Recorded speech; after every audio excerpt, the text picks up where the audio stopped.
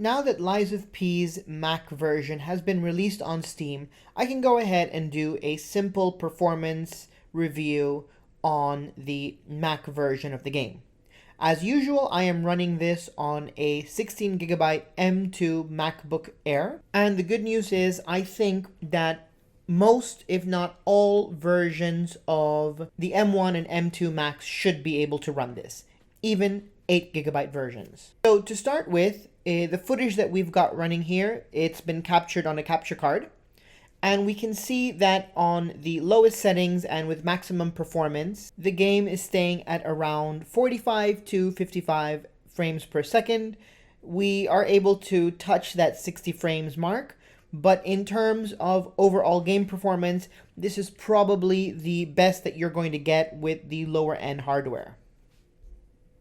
Overall, gameplay feels relatively smooth, and I was able to very comfortably handle the first boss with the current setup without any issues.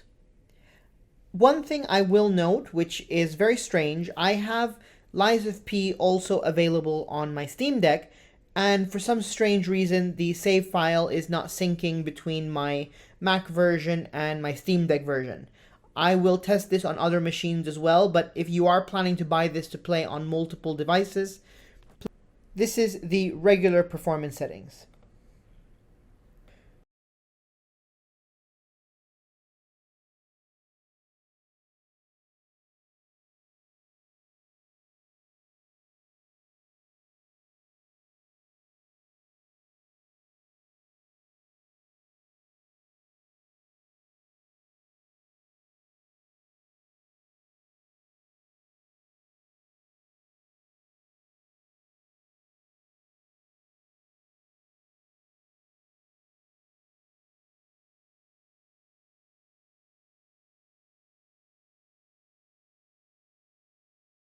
So now we're going to drop down into the performance settings.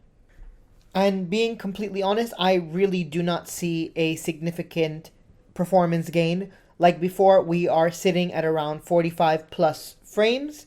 Maybe the average is a couple of frames higher, but for that, you may as well stay in the regular performance one and get a little bit better visuals out of it.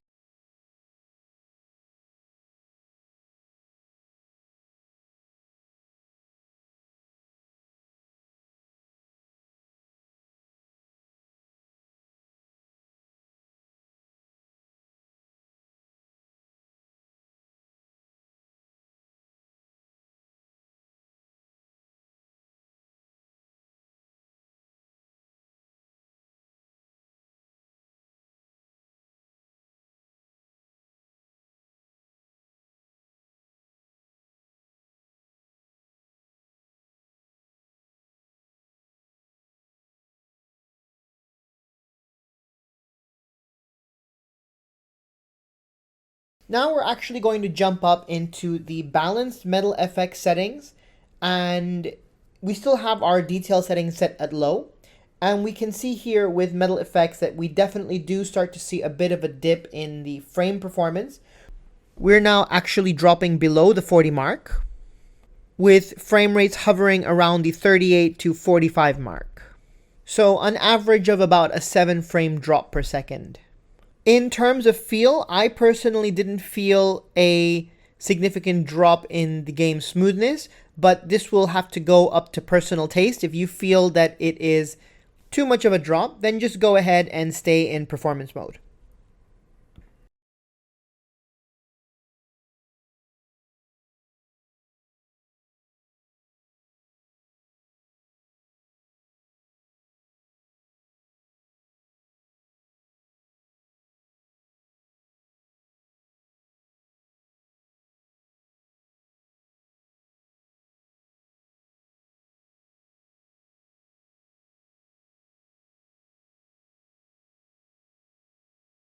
Now, finally, we are going to try out quality mode, and there is a substantial drop in performance here. We are now pushing 32, getting very close to that 30 frame per second mark.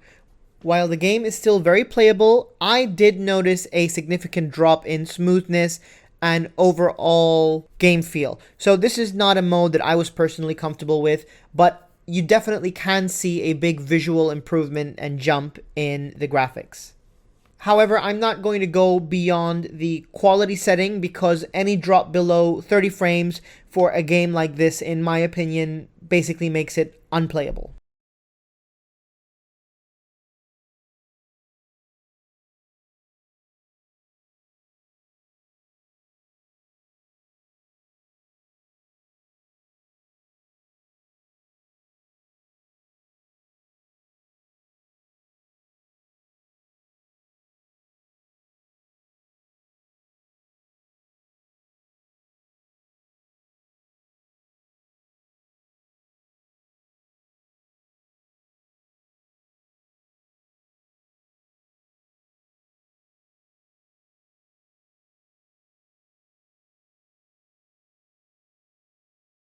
And then just to end the video, here are a few spin arounds of the character in another area with different metal effects and detail combination settings so that you can see what the frames look like, what the visuals look like, so that you can have an idea of which combination you want to try.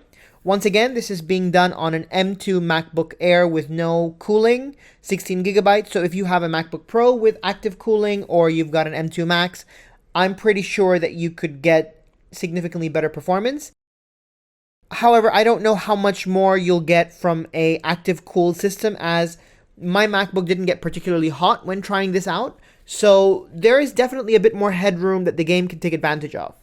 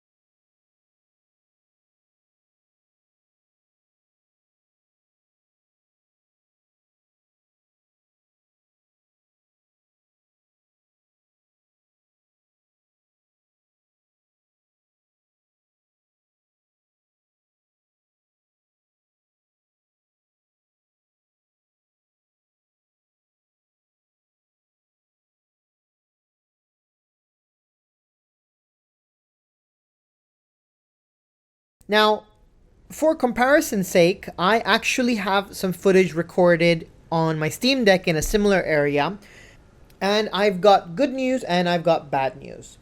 The bad news is that the Steam Deck can actually run this game better than an M2 Mac. As you can see here in the footage, I'm able to very comfortably hit 60 frames on this version of the game. I have it set to quality on AMD's FSR. Now, the good news is that the Steam Deck is a purpose-built device for gaming. Not to mention, it has a higher market share on Steam than the Mac OS does currently, so obviously more resources are being spent to optimize this game for that platform. Having said that, it's still an excellent experience to play this game on the Mac. Just because it runs better on the Steam Deck should not deter you from getting it if you are interested in it.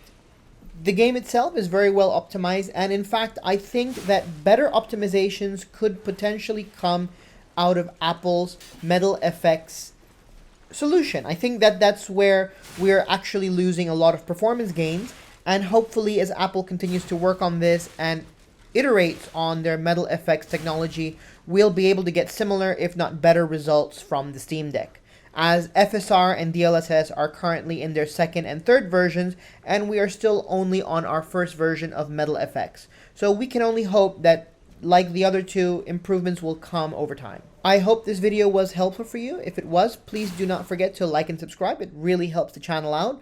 I've got more Mac gaming content coming up soon, as well as Steam Deck content if that's stuff that you're interested in. I also play RPG simulations and survival games, so you can catch me doing that on Twitch.